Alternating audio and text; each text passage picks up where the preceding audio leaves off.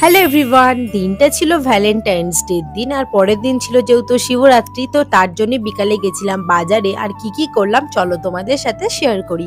এখানে প্রথমেই চলে এসেছিলাম দশকর্মা ভান্ডারে, কয়েকটা জিনিস ওই ঘি মধু পইতে আরও যা যা দরকার সেগুলো নেওয়া। তারপর ওই দেখো ওই পারে আমার দুই সখী দাঁড়িয়ে আছে।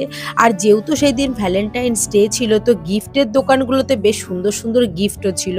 আমি ভাবলাম হয়তো আমিও একটা গিফট পাবো, কিন্তু যাই হোক আর পাইনি, কি আর করা যাবে।